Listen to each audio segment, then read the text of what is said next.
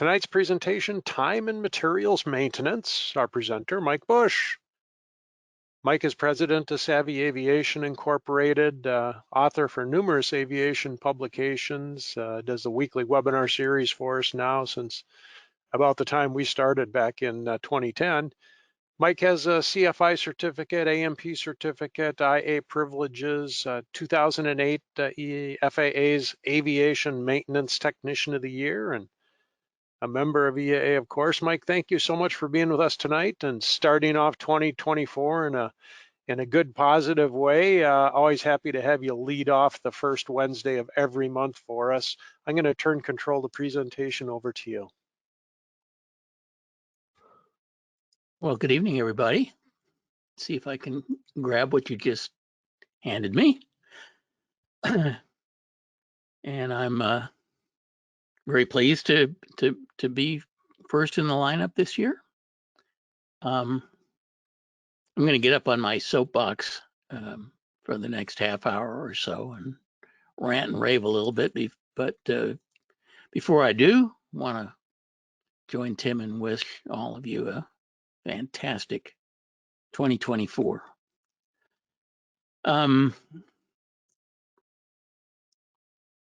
The inspiration for this subject came when a very good friend of mine called me to explain a predicament that a friend of his was having. Turned out to be a very successful surgeon who flew a Beech Baron and had put his 58 Baron into a shop in Arkansas for a major makeover. He wanted both engines majored.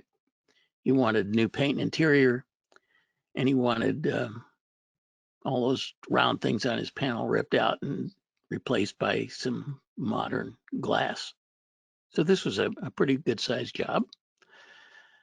And the Arkansas shop estimated that they could get all this done in about 6 months, and estimated a cost of doing it all at about $200,000. So anyway, he left his airplane in the shop, and a bunch of stuff happened. But fast forward, when this all wrapped up, the airplane wound up being in the shop for 2 years, and the final bill was about $500,000, not what he had bargained for. So my friend that was telling me the story about the Baron owner was asking if there was anything I could do for him, since I spent a lot of time trying to rescue aircraft owners from difficult situations. And yeah, I've certainly felt the Baron owner's pain, but at this point, there was really nothing I could do to help him. Like the majority of general aviation maintenance, the work that was done on this fellow's Baron was done on what's called a time and materials basis, which is the way most general aviation maintenance is done.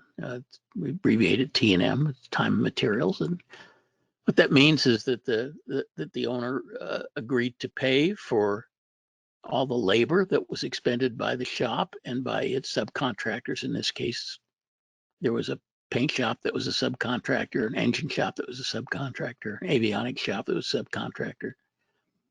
So he agreed to pay for all of the labor on an hourly basis, and he agreed to pay for any parts that were installed. And of course, in this case, there were a lot of parts installed.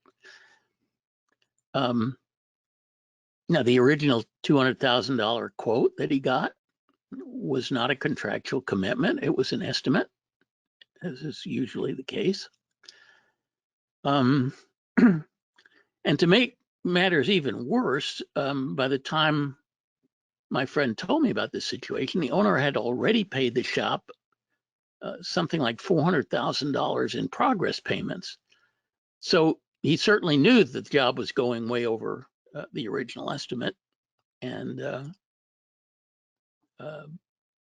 kept, approving it and paying the shop more and more money. Now he was staring at a $500,000 final invoice and suffering from a serious case of buyer's remorse and wondering if there's anything he could do about it, and who could help him for feeling angry in a situation like this. But unfortunately, by the time I heard about this, it was way too late to unbreak this egg. He was not in a good position. And in a situation like this, the aircraft owner is in a very weak position, and the shop holds all the aces. Because the work is done on a T&M basis, the owner is obligated to pay for whatever labor is expended, whatever parts are installed, regardless of what was originally estimated or originally talked about. The obligation is to pay the shop for the actual time expended and the actual parts installed. And the shop is probably not going to release the aircraft back to the owner until the owner pays the bill.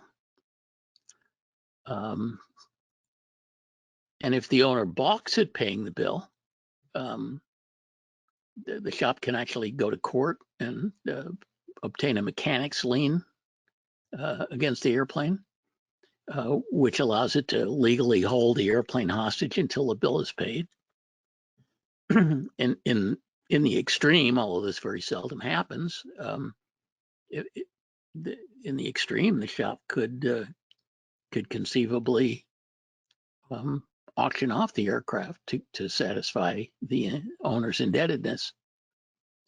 So it's not a good situation. Now, of course, the owner could have said stop at any point along the way, as soon as it became obvious to him that the job was going to significantly exceed the original estimate. The owner didn't say stop. He let things proceed for a year and a half more than what he originally had expected. And, in the owner's defense, giving a stop work order might have been kind of difficult because for a lot of the time, the engines were out at an overhaul shop. The airframe was out at the paint shop. So there probably wasn't a real good time to say, hey, wait a minute, let's stop this. I don't want this to go on. So unfortunately, there wasn't anything I could do for him. Now, the mutual friend who brought this barren owner's predicament to my attention was none other than my good friend Adrian Eichhorn, ANPIA, Bonanza guru, round the world flyer, airline pilot, business jet guy, phenomenal aviator. And ironically, before Adrian flew his Bonanza, which he managed to hang 50-gallon Big Bertha tip tanks on the end of those wings, and so he could fly it around the world. But before his round the world flight, he took his airplane in for this very fancy paint job, and he got a $20,000 estimate for the paint shop, and by the time the paint work was all done, his bill was $50,000. So it was just almost a replay of the barren owner situation, except divided by 10. But the actual bill was 2.5 times what the estimate was, just like it was for the barren owner. So this is not an extraordinary event. It's not at all uncommon for invoices to go way, way over what estimates are. And the owner is not in a good situation when that happens, because it's time and material. So he's basically obligated to pay whatever work the shop did, whatever parts were installed, he has to pay for it. The T&M method for charging for aircraft maintenance is great for shops, but it's not so great for aircraft owners. It puts shops in the driver's seat, and it puts aircraft owners at a serious disadvantage where they absorb all the risk.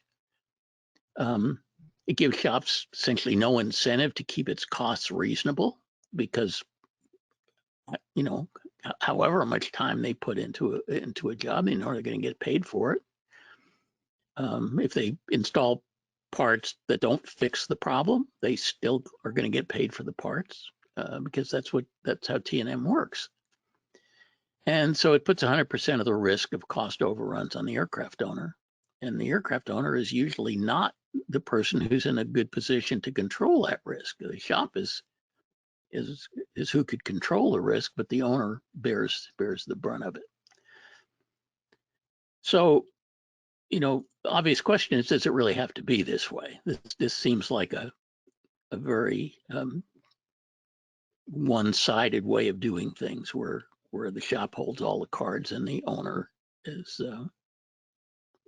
gets a pretty raw deal frequently.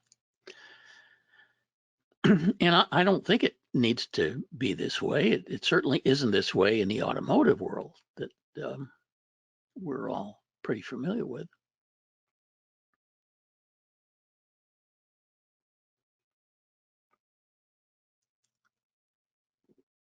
I hope everything's working. I'm getting a little message here that says my internet connection may be flaky. So Tim, let me It's know if sounding there's. okay on my end, Mike. Okay, well, I'll continue until you tell me that I need to back up. At any rate, it seems to me that if we look at the automotive, the way automotive maintenance works, that it's a much more favorable situation, a better way to play. When you take your car into the shop, virtually every maintenance task is priced on a flat rate basis, and there's a big sign on the wall or a piece of paper or something that has rates for pretty much everything you might need to have done, whether it's a tune up, brake job, oil change, wheel alignment, et cetera, et cetera. Everything is flat rated. Now, does that mean that every brake job or every tune-up requires exactly the same amount of labor and exactly the same parts to be replaced? Of course, it doesn't mean that. What it means is that the shop is absorbing the variation rather than the customer.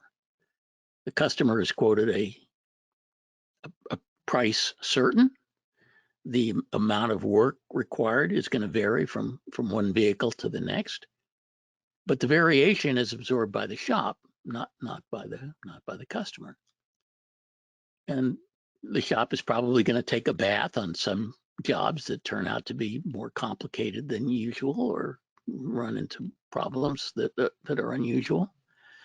And things like that happen all the time. And they're probably going to make out like a bandit on other jobs that turn out to be easier than average. And that's okay. What's important is that, when all of those jobs are totaled up at the end of the year, the ones where they took a bath and the ones where they made out like a bandit, at the end of the year, when it's all totaled up, the shop has operated profitably in the aggregate. They don't need to make a profit on every single customer. They just need to make a profit in the aggregate.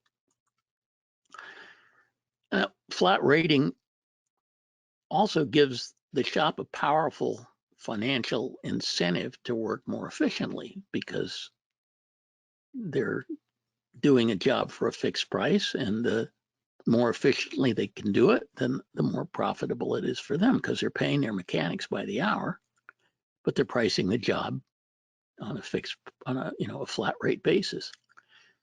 And that seems like a good thing. For customers, flat rating means no surprises at invoice time. The invoice is going to pretty much say what you were quoted because everything was flat rated. And that seems like a good thing. It actually also gives customers the ability to compare prices between competing shops in a meaningful way if they want to do that, because everybody posts their prices on a flat rate basis. So there's apples to apples that can be compared if you care to do that. And all of these seem like good things, and clearly they work in the world of automotive maintenance. Now, the most aviation maintenance shop owners that I've discussed this with, they kind of curl up their lip and say that flat rate pricing could never work in general aviation maintenance because, and there's various ways of saying this, but it's like there's just too many variables, too many unknowns. We couldn't possibly flat rate our maintenance. I really don't buy that argument. I think flat rate pricing could work. We have a certain amount of flat rate pricing in general aviation already. For example, a lot of the time, if you have an engine overhaul, you'll negotiate a fixed price with the engine shop, and it's kind of like almost a fixed price. It's like, if as long as the crankshaft and the case are serviceable, then we'll do it for X dollars. But if we tear it apart and find some really serious problem, then we're going to have to upcharge you. So it's not totally fixed, but it's a lot closer to fixed. But the vast majority of maintenance that's done on general aviation aircraft is done time materials, where you're paying by the hour and you're paying, for parts usually at list price. My company, if you go to the Savvy Aviation website, you'll see that everything we do is done on a fixed price basis. And we charge, fixed annual fees for each of the services we offer, even though the amount of work we do is highly variable and highly unpredictable. When I founded the company 15 years ago, one of my basic principles for the business and fundamental part of business plan was that, we would charge clients a fixed annual fee for what would be a highly variable and unpredictable amount of work.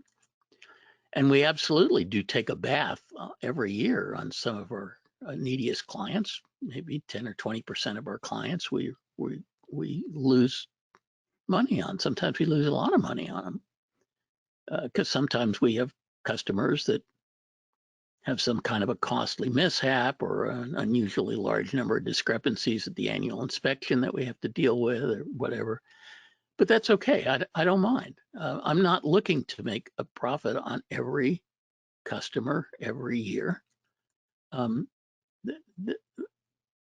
I just want to make sure the company is profitable in the aggregate at the end of the year. And so far, for 15 years, it always has been. So as CEO, I'm happy. So flat rate pricing works for the auto maintenance industry. It works for my company, and I'm pretty convinced that it could work, at least for most aspects of general aviation maintenance as well. Of course, most GA shop owners are not too excited about this idea because it does shift risk from the customer to the shop. But interestingly, since I've started making noises about this, I've had a few shop owners who have told me that they're intrigued by this idea, and they're seriously thinking about going to some sort of a fixed price arrangement. I had one shop owner who owns, I guess, 3 shops in the Southwest United States, who was proposing to charge a fixed fee of $10,000 for an annual, regardless of how many squawks were found. And that would probably not be too attractive to owner of a Cessna 170, but it might be very attractive to an owner of a Cirrus SR22 Turbo or a Cessna T210 or something like that. So, but it would be a very interesting experiment. And I asked him to keep me in the loop on how it went. I had another shop owner from the East Coast who was seriously entertaining the idea of going to flat rate pricing.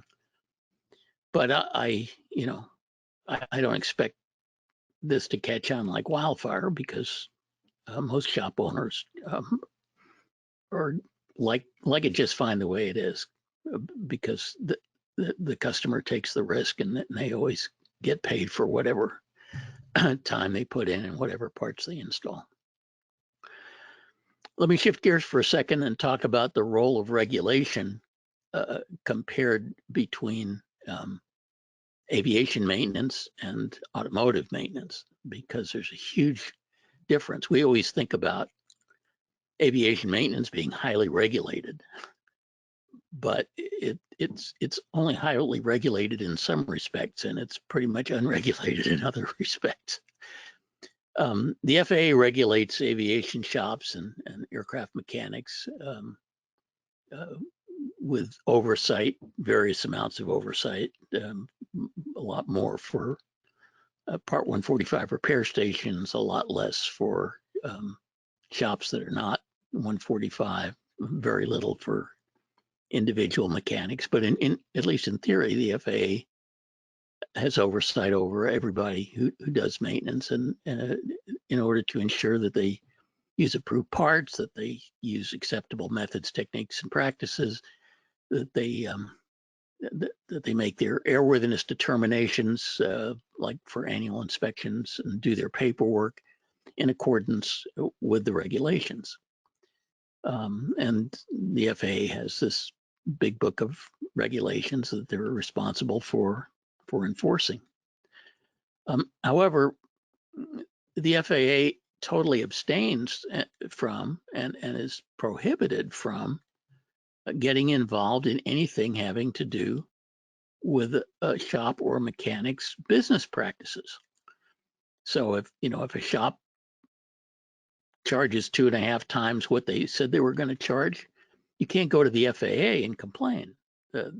They don't have any jurisdiction over that. In fact, as we talked about in a webinar a few months ago, an FAA employee can actually get fired for getting involved in a business dispute between an aircraft owner and a maintenance shop. This is absolutely off limits for the FAA. The only thing the FAA can really get involved in is something that involves a violation of the FARs, and the FARs don't say anything about business practices. So that's outside of the FAA's jurisdiction. Now let's contrast that with the automotive industry. In the automotive industry, maintenance shops are regulated by the state. Every state has some bureau that issues business licenses to automotive repair shops and that has oversight over those automotive repair shops.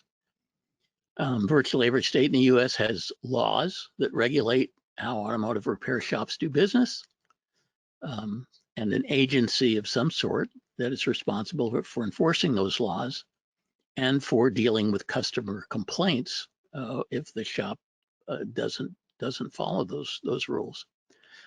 In California, where I live, California has something called the Automotive Repair Act. It's enforced by something called the California Bureau of Automotive Repair, or BAR. In the state of Florida, they have something called the Motor Vehicle Repair Act, and it's enforced peculiarly by an office of the Florida Department of Agriculture and Consumer Services. I'm not sure what agriculture and consumer services have to do with one another, but apparently they're combined in Florida. And that's the part of the Florida governmental structure that enforces the Motor Vehicle Repair Act. But wherever you live in the U.S., every state has some comparable law about automotive repair, and some comparable enforcement agency that is supposed to enforce those laws has oversight and accept complaints from consumers who think that the law has been violated. In most states, and this varies a little bit from state to state, but in most states, an automotive repair shop is not allowed to work on your vehicle unless first it provides you with a written work order detailing the work to be performed and the cost of that work, which is usually pretty easy to come up with because it's all flat rated. The law doesn't require that it be flat rated, but it requires that it be written down in a work order, and that the shop can't lift a screwdriver until they obtain your signature approving that work and the costs that are documented on that work order. So it needs your John Hancock before they can actually work on your car. Then in the course of working on your car, if some unforeseen contingency arises and the shop determines that additional work beyond the scope of what you approved is needed, that would increase the cost above what you originally agreed to, then they are required to stop work, contact you, describe the additional work and cost, and obtain your explicit permission to proceed before they can continue. In most states, approval of such an amendment can be done orally, like over the phone, whereas the approval of the initial work order has to be done with a wet signature usually. And if the repair shop fails to do all of this stuff, then you can file a complaint with the state's Bureau of Automotive Repair, whatever it's called in that particular state, and they'll contact the shop and make sure they do right by you, or the shop can risk losing its business license if they don't. So the state has a lot of leverage over how these shops conduct business, whereas the FAA has zero leverage over how aviation repair shops conduct business. So, although virtually every state has laws that protect motorists and agencies to enforce that law, I'm not aware of any state that has an aircraft repair act or a Bureau of Aircraft Repair. That just doesn't seem to exist. In some states, the state commercial code has certain provisions that could conceivably apply to aviation maintenance. But if you think that the shop has violated the commercial code, there's no government bureau you can go to file a complaint, and the shop doesn't have a state business license that can be taken away for that. Basically, what you have to do is go to court and sue the shop, and good luck, because you're not in a very strong position usually in a time materials situation. Plus, litigation is not really a viable remedy unless the damages are very, very large. If it's $300,000 overcharge, then maybe a lawsuit would be a viable remedy. But in most cases, it really isn't, because litigation is very expensive. So why do shops have laws and agencies and stuff to protect motorists, but not aircraft owners? Well, because virtually all of the state legislators are motorists, but almost none of them are aircraft owners. So that sort of makes sense. That's the way it is. So we're kind of on our own.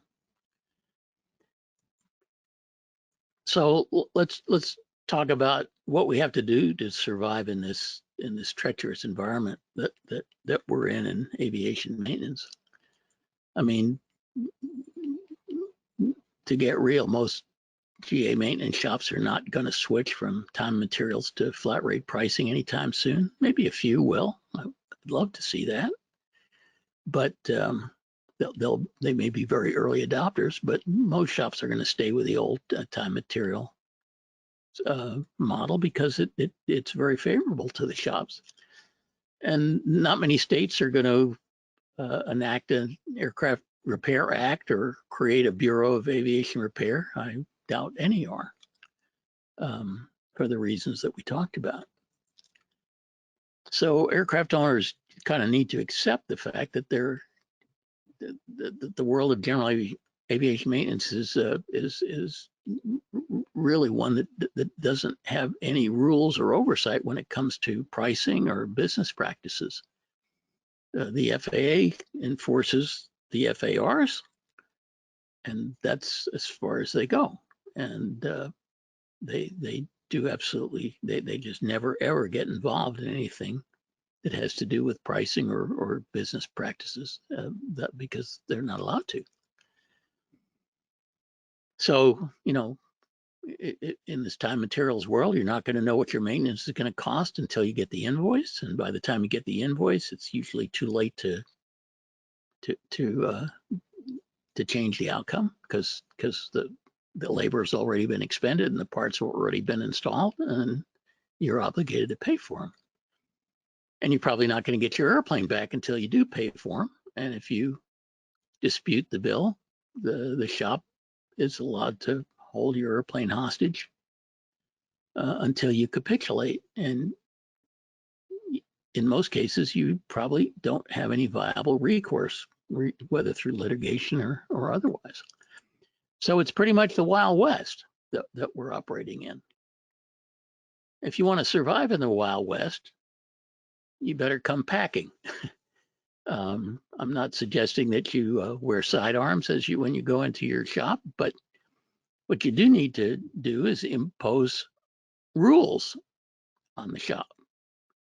You need to impose the same rules on the shop that the Bureau of Aircraft Repair in your state would impose if it existed, but it doesn't. So you have to impose those rules, and you need to make sure that the shop plays by those rules. And you have to hold them to that. Now, the rules are simple. They're familiar to anybody who's ever taken their car into the shop. And basically, they boil down to three rules. The first rule is the shop may not perform any work on your airplane or order any parts for your airplane without your explicit written approval. It's amazing how often this rule isn't followed. So many shops and mechanics have the idea that when you put your airplane in a shop for annual, they're entitled to do whatever work they think is required to make your airplane airworthy. And so often stuff is done, sometimes really expensive stuff, sometimes really invasive stuff, without the owner ever being asked to give explicit approval. Certainly not in writing. It's just amazing how often that happens. It shouldn't happen, and you can't let it happen. Second rule is that before you approve any work or parts, you have to insist that the shop provide you with a detailed written cost estimate, including labor, parts, and outside work, so you know what it's going to cost. It's crazy to approve work that you don't know what it's going to cost. But again, it's incredible how often that happens. We're even if the shop says, "Hey, we're going to need to, send your mags out for 500-hour IRAN because they're due, or we need to send your prop out for overhaul because it's due, or whatever," and the owner says, "Okay." It doesn't say, "Hey, what's that going to cost? How long it's going to take?" It's just amazing how often owners will say yes to stuff without knowing what it's going to cost. Now, that same owner would never buy a pair of shoes without knowing what it's going to cost, but somehow or other, all the rules are gone when it comes to aircraft maintenance. Well, you can't do that. It has to be the same way as when you take your car in. You've got to have a written work order with costs written down that you can approve. You can't just approve it in the blind. And finally, the third rule is that shop may not exceed its estimates that you have approved. If something happens where it looks like they're going to have to exceed their estimate by any significant amount, they have to stop work, provide you with a revised estimate, give you the reason for the change, and obtain your explicit approval to proceed. And although oral approval is allowed for this in the automotive world in most states, I think for aviation maintenance, because the dollar numbers are so much higher, that any revision to the work order ought to be done in writing and ought to be improved in writing. So that's it, the 3 rules. Now, the most professional shops we work with, I think this photograph is Woodland Aviation up in Northern California, a really phenomenally good shop, which we love to work with. And there are a number of shops around the country like that. And these guys will follow those rules without even being asked to do so, just because it's the right and professional thing to do. I wish that were true of most shops, but it isn't. Many shops won't adhere to these basic business practices that we're talking about unless you force them to, and you keep them on a real short leash. And so, especially if you're working with a smaller shop, that's what you may have to do. And any shop that is unwilling to follow these 3 simple common sense rules, the same rules that they would have to follow if they were running an automotive repair station instead of an aviation repair shop, is just one that you shouldn't do business with, because there just has to be a certain amount of discipline in the process. And since you're paying the bill as an aircraft owner, you need to be able to exercise some control over the process. This protocol that I've described, and I certainly didn't invent it. It's universal in the automotive world, but it's exactly what my company insists upon for the thousands of managed maintenance clients that we have. And most shops will cooperate with us on this. Some do it, as I said, without even being asked. Some do it a little bit reluctantly. A fairly small number of shops just won't play ball when we ask them to follow these rules and do things in writing and so on.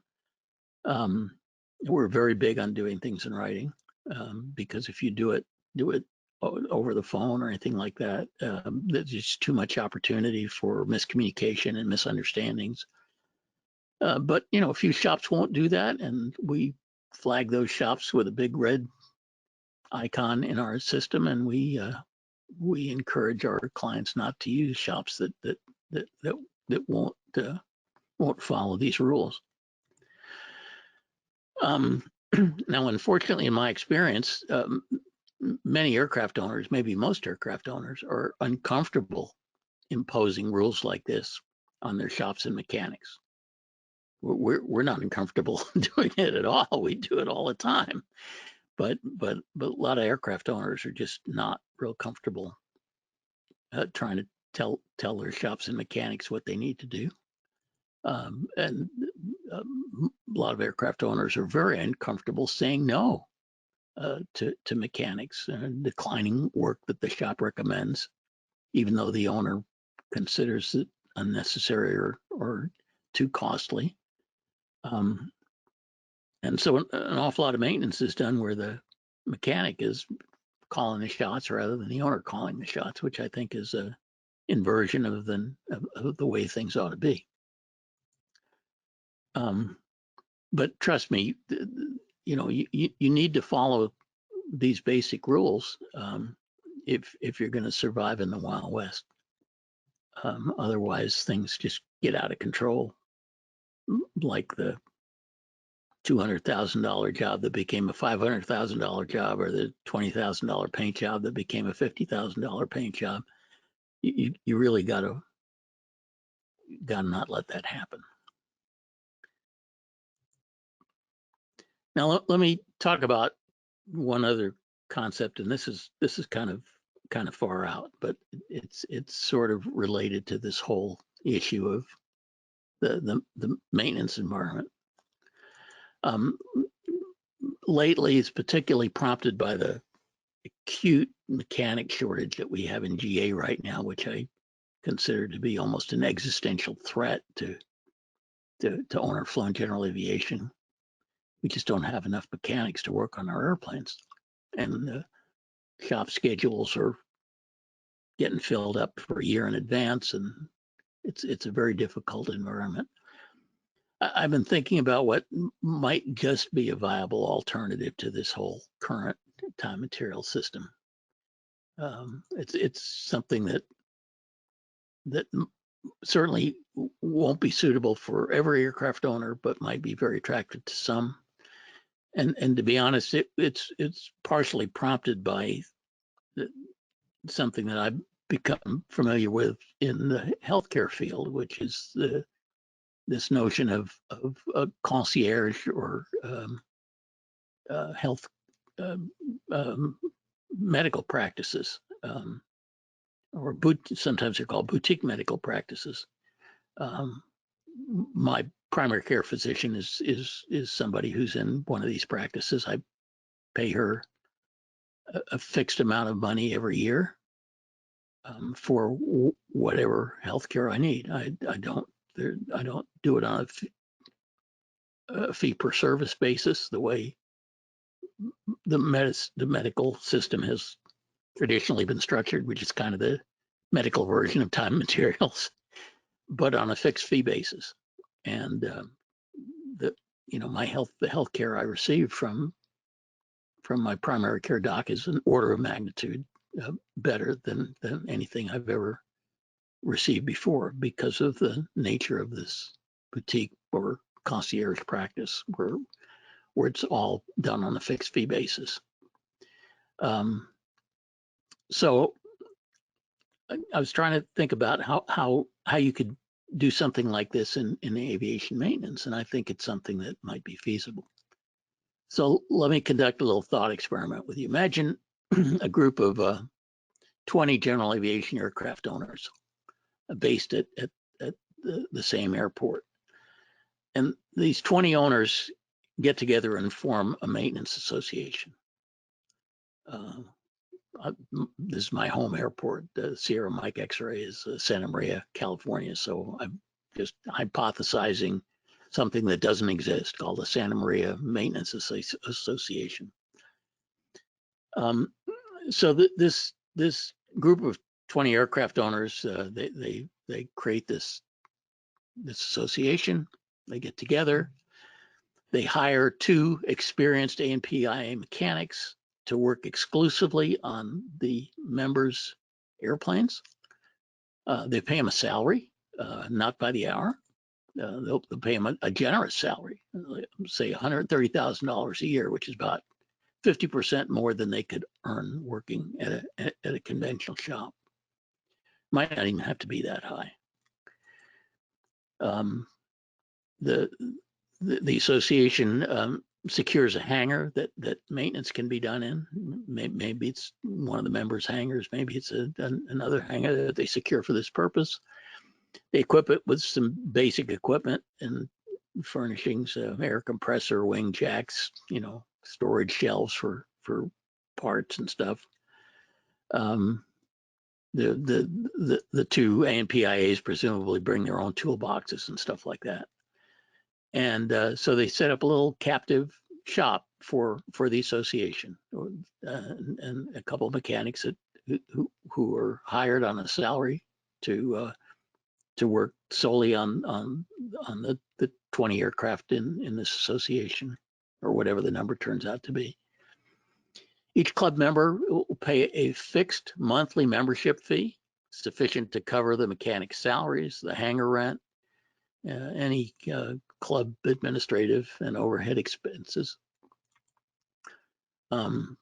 Maybe the fee schedule is a variable one, where people who have more complex more maintenance-intensive airplanes will pay a higher monthly fee, and those with simpler airplanes maybe a lower monthly fee. That would be up to the association to decide. The board of directors would presumably establish some kind of a fee structure that's fair for everybody in the association. And maybe the members could arrange among themselves to shift their annual inspection due dates so that they were fairly evenly distributed throughout the year and didn't all clump up in 1 month to make this whole thing practical. Then each member would be responsible for the cost of any parts that are required on their aircraft, but they wouldn't pay anything for labor. The labor is all covered by their fixed monthly membership fee. So the mechanics don't have to keep track of their time because the mechanics are on salary. The club membership would cover all labor costs for most scheduled, unscheduled maintenance, including the annual inspection and associated repairs. But there would be some exclusions for extraordinary items. So anything involving major outside work like an engine overhaul or a major avionics refit would not be covered.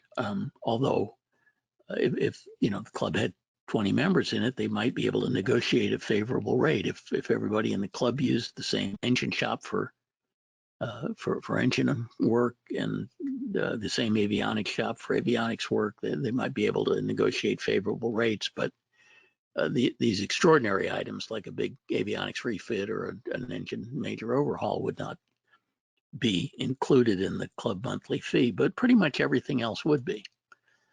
It seems to me a club like this could offer the owners a whole lot more control over their maintenance because they would be running the show. The mechanics would be their employees. Their costs would be much more predictable because all of the labor is essentially built into a fixed monthly fee instead of being highly variable. Because these mechanics work on nothing but the club airplanes or association airplanes, they would presumably get a much quicker response when unscheduled maintenance is needed, when something breaks. I think it would be a great deal for the mechanics because they'd be making a lot more money than they could make, working in a conventional shop. So to me, this sounds like a real win-win situation that would work for the right, group of aircraft owners at an airport. And I'm anxious to see if there are any takers and how it works out, because I think it's a concept whose time might have come given the extreme mechanic shortage and all the problems with the current time material system. Oh boy. So Tim, I've been on the soapbox for a long time here. Well, let's jump into questions then, eh? Probably have a few comments, huh? Well, Maybe a few shop owners who don't like this idea. well, certainly there's some people with some questions about it. Let's start with Eric, though, wondering who would carry the insurance on a maintenance association like this? What kind of insurance are we talking about? Eric doesn't justify that. He just says who would carry the insurance on an association like this? Well, if the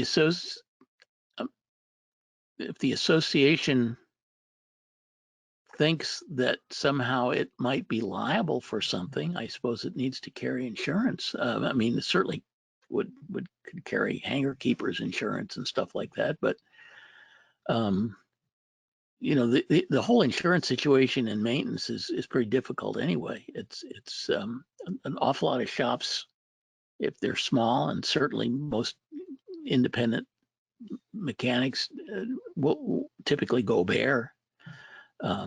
Larger shops will carry errors and omissions insurance. It's very expensive. But again, I'm not. I could think it would probably take somebody who's more of a lawyer than I am to figure out what liability an association like this would have. I mean, it seems to me if I were drafting the bylaws of this association, I would say, hey, if you want to join the association, one of the things that you have to do is sign a hold harmless agreement that says you're not going to sue the association if you want to be a member of it. But again, I'm not exactly clear on exactly what insurance might be required for an association like this. Mm-hmm. Eric clarified. He said liability insurance. So Yeah. So the presumably, I would question is, imagine. what is this? What would the association be liable for? Yeah, well, mechanic. Maybe somebody thinks the mechanic did something wrong and caused, some sort of damage. Yeah. Well, again, it would be an interesting challenge, I suspect, to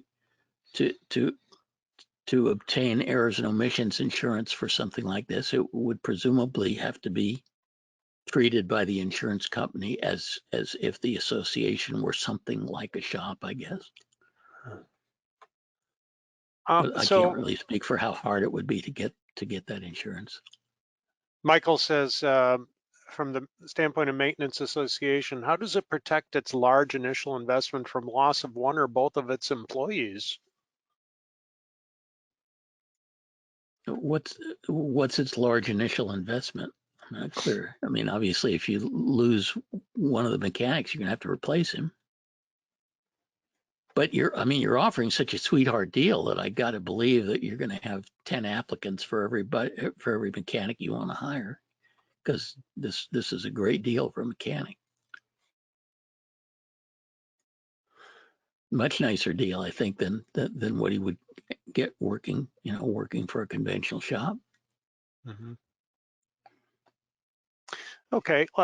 Norman says, going back, by charging a flat rate, doesn't that shift the emphasis from turning out a well-maintained aircraft to turning out an aircraft as cheaply and quickly as possible? Gee, I certainly don't think so. I mean, but I mean, you guys have listened to me long enough. You know my opinions on this. That I'm convinced that most GA aircraft are grotesquely over-maintained, and that the time material system incentivizes shops to over-maintain them, although that's not why I think they do. I think they do it because of liability concerns. But I certainly don't,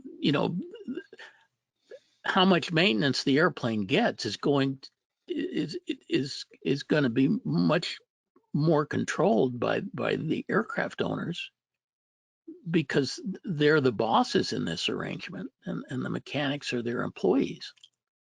So the mechanics are going to do whatever the owner wants them to do on the airplanes. Again, I mean, if you think it's a mechanic's job to decide what maintenance to do, then I have to go have a little talk.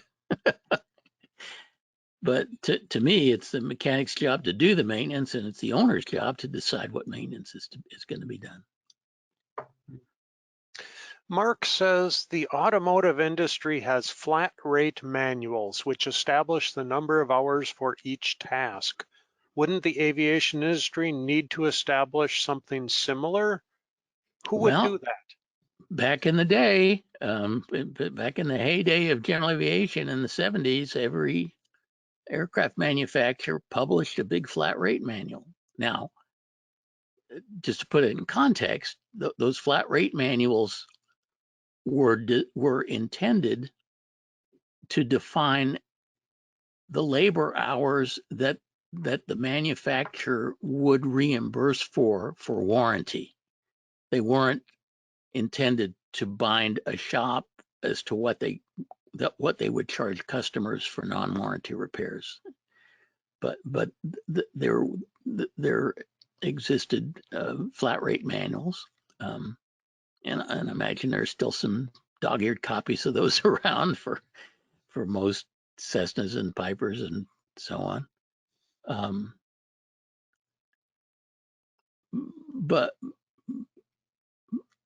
you know, but again, the shop could a shop could certainly. Then we're switching back from the subject of maintenance clubs back to the subject of shops going on a flat rate basis.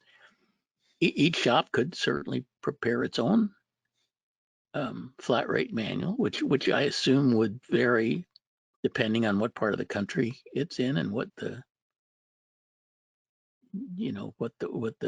overhead structure of the shop was and so on, but what its experience was.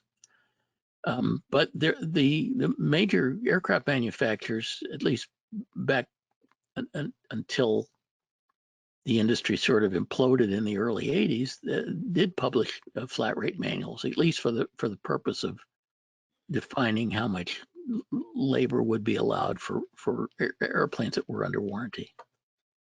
So that could be a good starting place.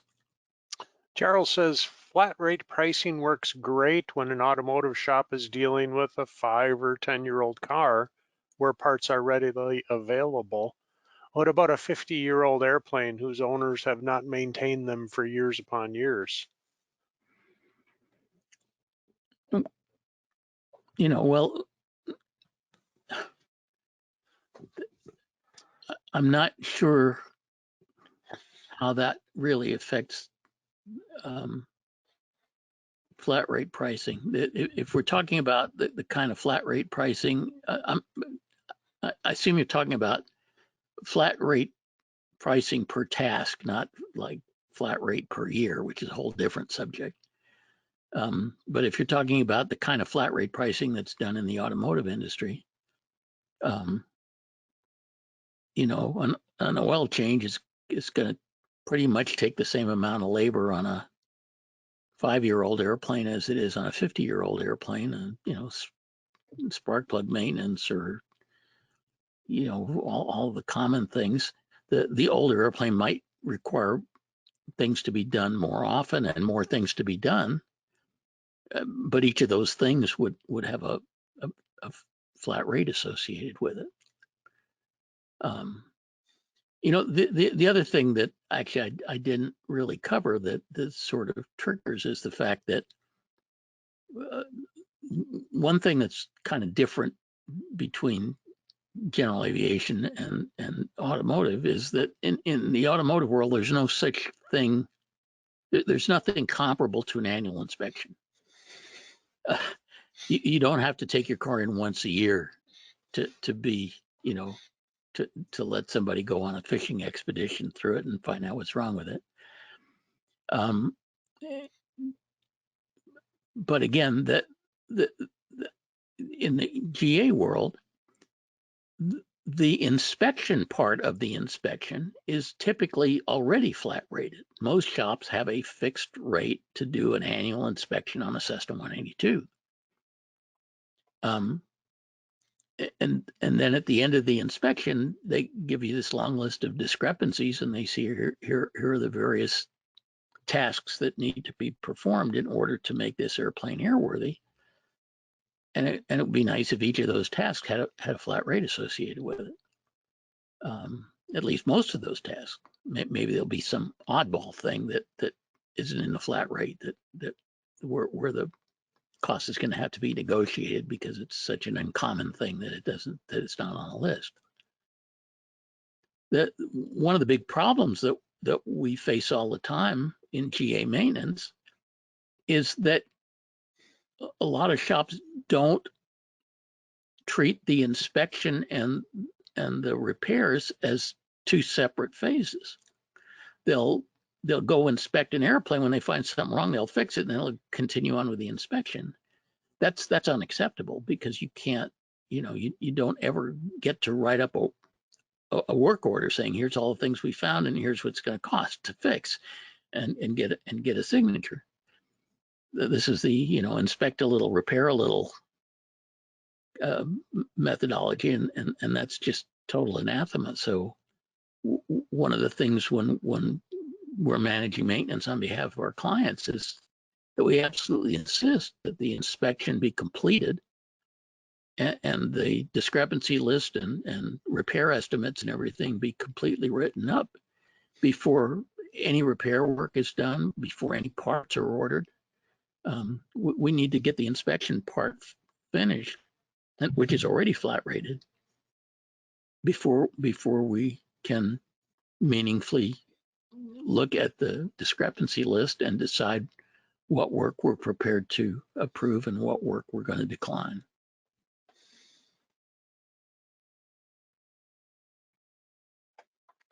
Eric says, I think I digressed. well, I think the subject lends itself to that, Mike. Say, Eric wonders, he first says, I've run an automotive repair shop for over 40 years. I think your idea of a group of aircraft owners having a dedicated repair facility where each member pays a monthly membership fee, I think that would work very well, he says. Well, good. You want to be the first one to put one together? Well, that's the question from Gregory. I'm dying Mike, to see are you somebody. aware of any locations where an association model has formed and is successful? I am not aware. I've just started talking about this. I'm kind of hoping that maybe it gets traction with somebody and we can get a pilot study and see how it works out. I'm sure there's going to be a learning curve in putting something like this together. And again, the thing that sort of drove me to start thinking about this and writing about it and talking about it is this mechanic shortage that we're dealing with right now, where if you get a flat tire, it's just really hard to get somebody to work on it because the shops are booked up for so far in advance. And the mechanic shortage is so acute, and I don't see it getting better soon. I see it getting worse before it gets better. So in the meantime, it seems to me that aircraft owners are in kind of serious jeopardy with the current maintenance situation, and that some outside the box thinking really is needed to try to come up with viable solutions. And this maintenance association idea is one of them. The idea of shops going to flat rate pricing, or even more radically going to sort of fixed annual fee, sort of something closer to the boutique medical practice model, which I think is absolutely sensational in medicine, and it seems to me it could work really well in aviation maintenance too. But we need to do something different, because what we're doing right now isn't working. D wonders, has anything been created to take to a state to see about getting a law on the books for general aviation maintenance? I think it'd be really hard to get interest in that through the legislature, because there's just such a pervasive feeling that that aircraft owners are just all these rich guys that don't need government help.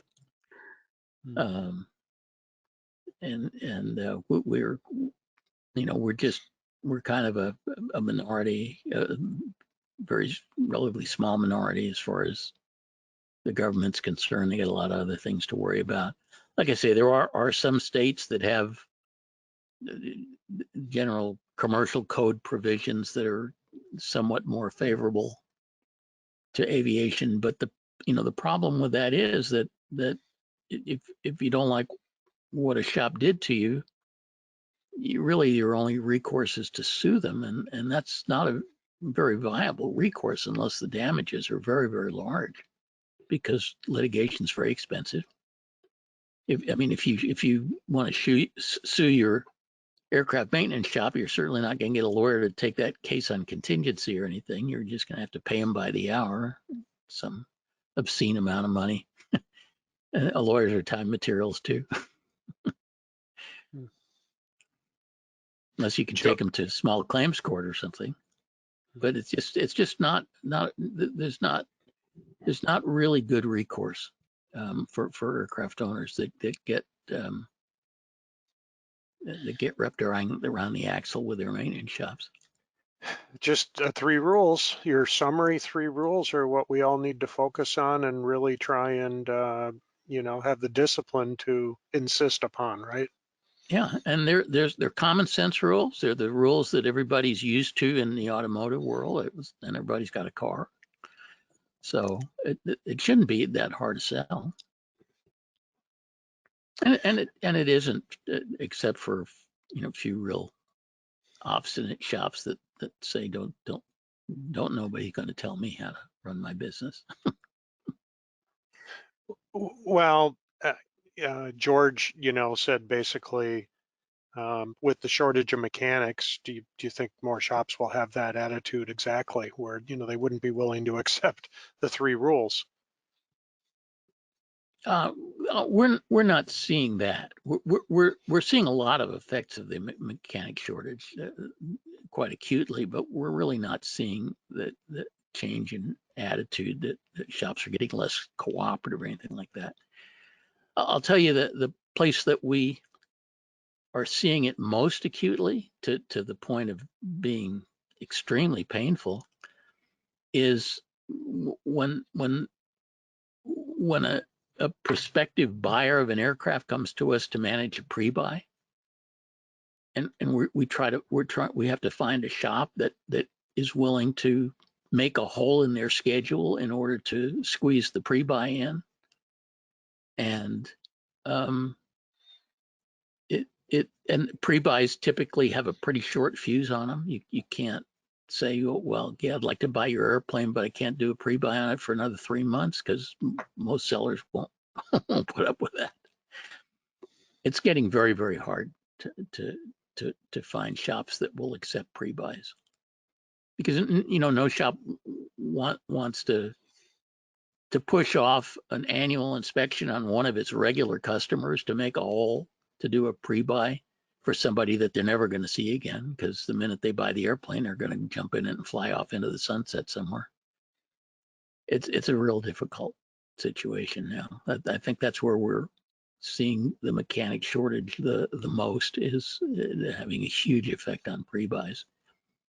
But nowadays, most of the shops we deal with are telling their clients, right when their annual inspection is over, you better schedule your next year's annual right now, or we may not be able to get you in, because a lot of shops are running pretty close to a year booked up in advance. Joseph wonders, in your experience, Mike, do you find shops who specialize in certain type aircraft or services tend to provide more accurate time and materials quotes compared to their final invoice? Yeah, I think that's probably a fair thing to say. And we do like working with specialty shops. There are fewer and fewer of those. Again, back in the day when I first became an aircraft owner in the 60s, almost all the shops were specialty shops. You owned a Cessna, you took it to the Cessna Service Center. It was worked on by mechanics who worked on nothing but Cessnas all day long. They were factory trained by Cessna. That world pretty much is gone now. And most shops, in order to stay in business, pretty much have to work on anything that comes in the hangar door. So most shops are much more general than that, but there still are some specialty shops around, fewer and fewer, but it's, if you can find a shop that specializes in your kind of airplane. For example, I fly a twin Cessna. There's probably 4 or 5 twin Cessna specialty shops in the United States that I know of, that work mostly on twin Cessnas, that are very knowledgeable about twin Cessnas. I used to fly a Blanca Super Viking. I think there's probably 3 shops that really know that airplane with wood wings and tube and fabric fuselage. Pretty nice airplane, but very unusual airplane. So, but specialty, I like working with specialty shops if we can, but there aren't a lot of them around.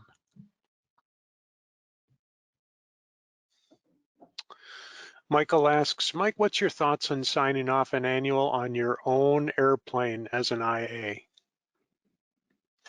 Well, I tell you, the first time I did it, I felt like it was really a natural act.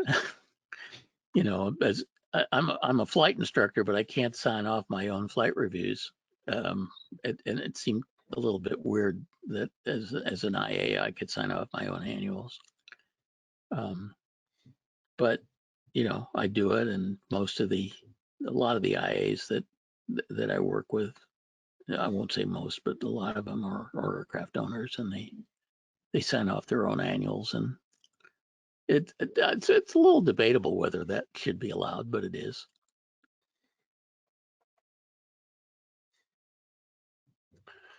Nathaniel, let's see, Nathaniel's comment here in question says, any tips for an A&P who wants to start their own maintenance business and put these ideas into practice? I'm in my last semester of A&P school and would like to own a shop one day. I would love to see that. I think that's the best hope for this situation is for kind of like a new generation of mechanics who aren't deeply steeped into the traditional ways things have been done and are willing to try new things.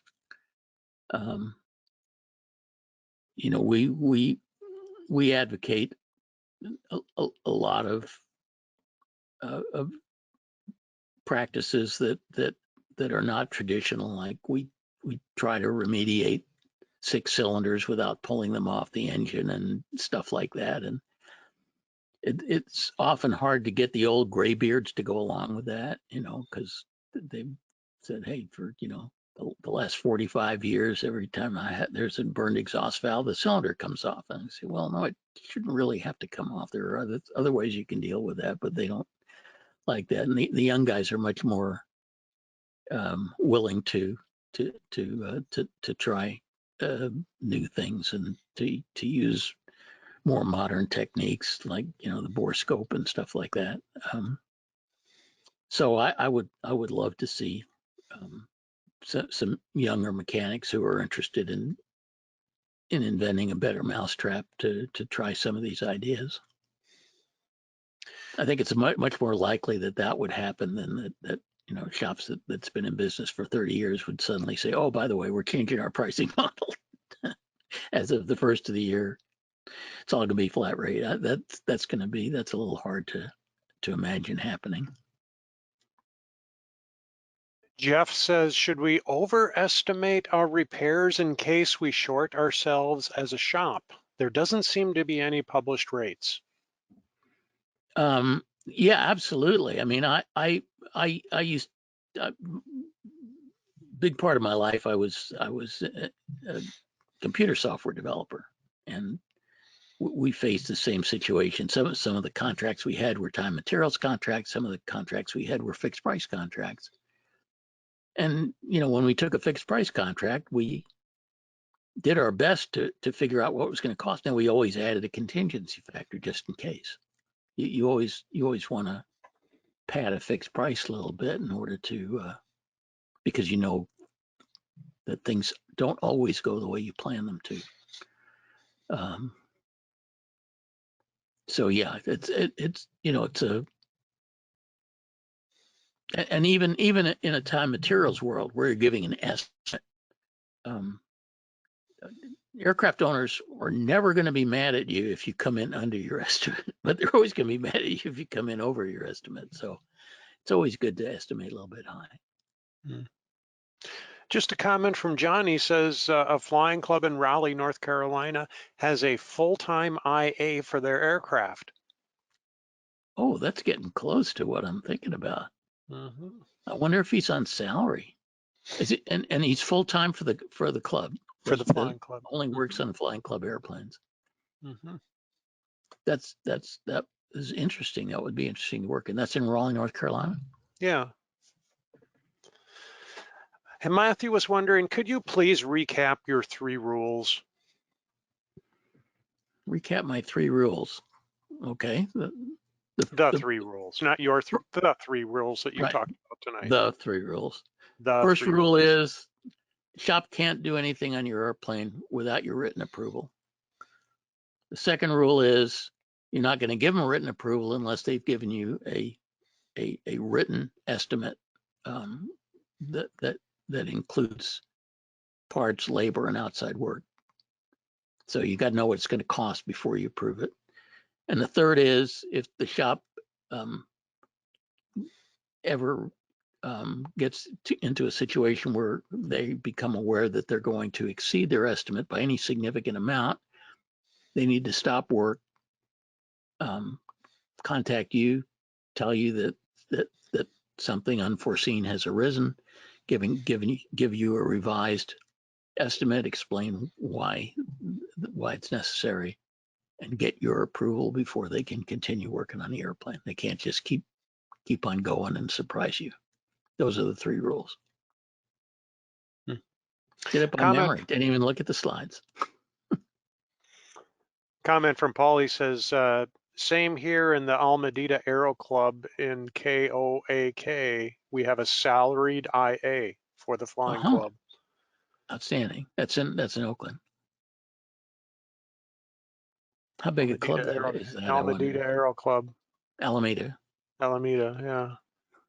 Jeffrey says, my flying club of 60 members, 4 aircraft pay a monthly fee to our AMP. We get priority, kind of like an AMP retainer. Oh, so it sounds like there are a number of things that are not exactly what I described, but are pretty close, and they're combined with large flying clubs. Yeah, I am aware that some of the large flying clubs, like for example, there's one at Palo Alto that's a very large club, and then they have a kind of a captive maintenance department that they run. Brian asked question, kind of getting back to the basics here. Is it appropriate or would a repair shop ever provide an itemized breakdown for labor hours to justify the fees charged? Well, I don't know what he means exactly by an itemized breakdown, but certainly the shop needs to break down their labor for each separately for each task on the work order.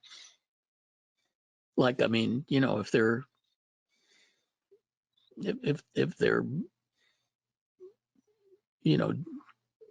doing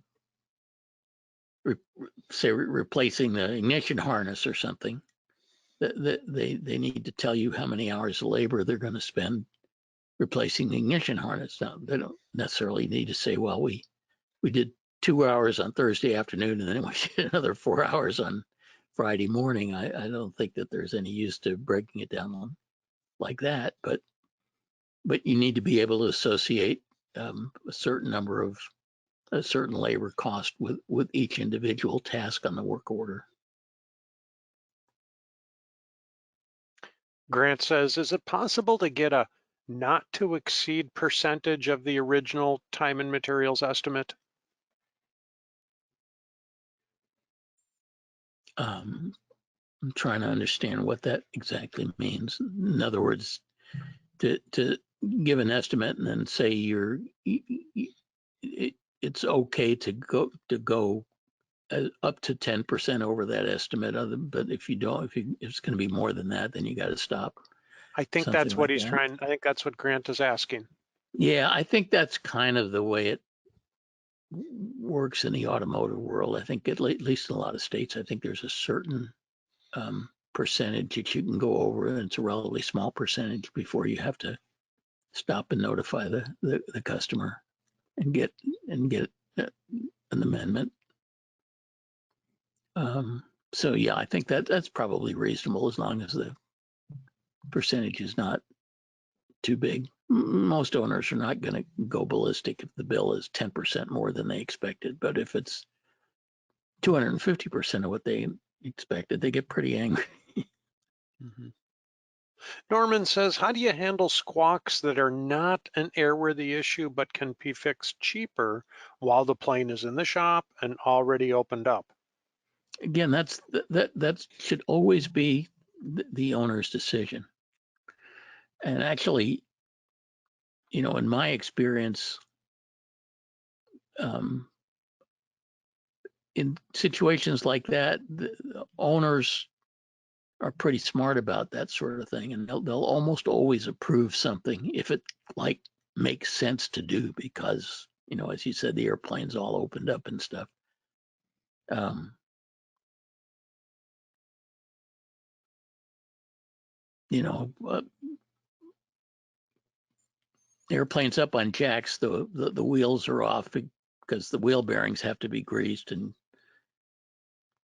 mechanic notices that one of the tires is getting pretty close to the cord showing. Well, I mean, it just makes sense to change the tire when the airplane's up on jacks and the wheels are off rather than do it at a different time when you have to do all that stuff all over again. Mhm. And owners are pretty smart about that, but it should always be the owner's decision. It's because the owner's paying for it. And it should always be in writing. Hey, we found this while we had it open, it will cost this much, blah, blah, blah. Do you approve, right? Yeah, yeah, you bet. Mhm.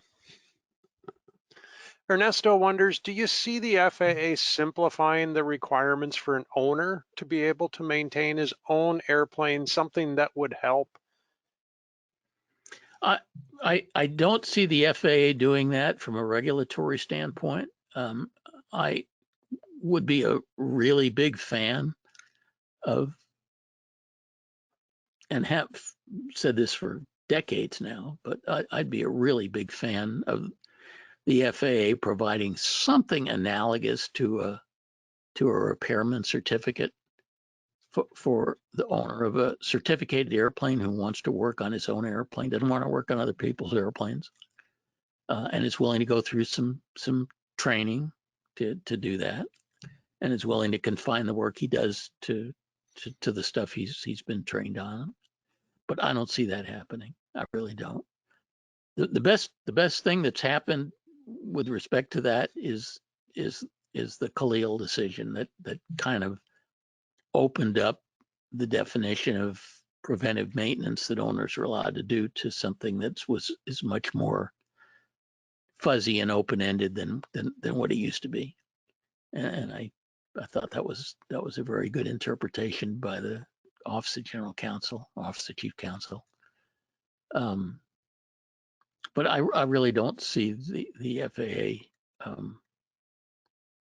getting behind a repairman certificate for owners of certificated airplanes. Unfortunately, I wish they would. I think it's a really good idea. They make it very, very difficult for an aircraft owner who just wants to work on his own airplane to get a mechanic certificate because the requirements for the A&P are quite daunting. Just the experience requirement alone is very large. And maybe it's appropriate for somebody who wants to do it for a living and wants to, hire himself out. But for somebody who just wants to work on his own airplane, I would very much like to see a simpler solution, but I don't see it. I don't see it in the cards. Several people have commented in the questions area about experimental aircraft and the advantages they offer because as the owner of an experimental aircraft, you can do exactly that, work on your own Exactly. aircraft. Yeah, And which is why that's the fastest growing part of general aviation. you bet, you bet. And Yeah. we got Home Builders Week coming up at the end of the month, January 22 through 26, where we're going to do 30 presentations during that 5-day period. You'll be doing one of them. Thank you very much for that. But it'll be a great way if you want to learn more about experimental aircraft and advantages they have, specifically in this area as it relates to maintenance. check it out. It's Mike, we've reached the end here. total immersion. Yeah, total immersion during that Yeah. week. Home builders, we're taking a deep dive into home building. Yeah. We got to the end of our time here, Mike. Please take a moment and share your closing thoughts with everybody. Okay. Well, I've had you for a long, long time. I'm sure you're tired of hearing my voice. So real quick, if you want to get on my mailing list, text the word SAVVY, SAVVY, to 33777, and you can put yourself on my mailing list for monthly newsletter and other good stuff. We've been sending out a lot of stuff lately. We're going to be sending out stuff about our new Borescope initiative and stuff. Books are available. Aircraft Spruce, EAA Bookstore, Amazon.com. The first two books, Manifesto and Engines, are available in audiobook form on Audible. And I'm happy to say that Airplane Ownership Volume 1 is about 3/4. The audiobook version is about 3/4 done. And I think we should probably be able to have it up on Audible probably by February. There's some delays in getting them to process it and everything and get it available. But I think probably by the end of February, that Airplane Ownership Volume 1 ought to be available in audiobook form, and then we go to work on Ownership Volume 2. Those are all 500-page books, so it's a really big effort. We're doing our Ask the A&Ps podcast twice a month now. We just did a recording session on it earlier today, and you can get it wherever you get your podcasts: Spotify, Apple Podcasts, all the usual places, Overcast. And it's a call-in show if you'd like to get on the show, and we would love to have you on the show. Drop an email to podcasts@aopa.org, and our producer, Ian Twombly, will schedule you for one of our recording sessions. But we're doing it twice a month now, getting a lot of questions. And finally, upcoming webinars, February webinars called 6 Big Mistakes. We talk about the 6 biggest mistakes that I see aircraft owners make managing their maintenance. Some of them are ones we talked about today. Some of them are other things. March, I'm going to talk about unleaded avgas, and it's actually a webinar. It's kind of prompted by the UND decision to pull out of the 94 UL trial after a year, and talk a little bit about what we're doing with AOPA with their 2 fuels Baron, where we're going to be running, where they're running unleaded avgas and on one engine and 100 low lead on the other engine, doing a side-by-side comparison that my company is managing the maintenance and engine monitor data analysis and borescope inspections and stuff for. And then finally, April, the webinar is called Ending the War on Jugs. Again, talking about how we can stop this idea that anytime you have a low compression cylinder, it has to come off the engine, because it doesn't. There's a lot of stuff we can do to fix 6 cylinders without pulling the cylinder off. So we'll be talking about that. And I guess that's about it. Well, fantastic. Thank you so much, Mike. Really appreciate this presentation tonight. Looks like we had about 850, even plus, I think more than 850 on with us tonight. So thank you all so much. And thanks for all the great comments and questions. Mike, thank you so much. And we'll see you next month. Happy New Year, everybody. We'll see you next month.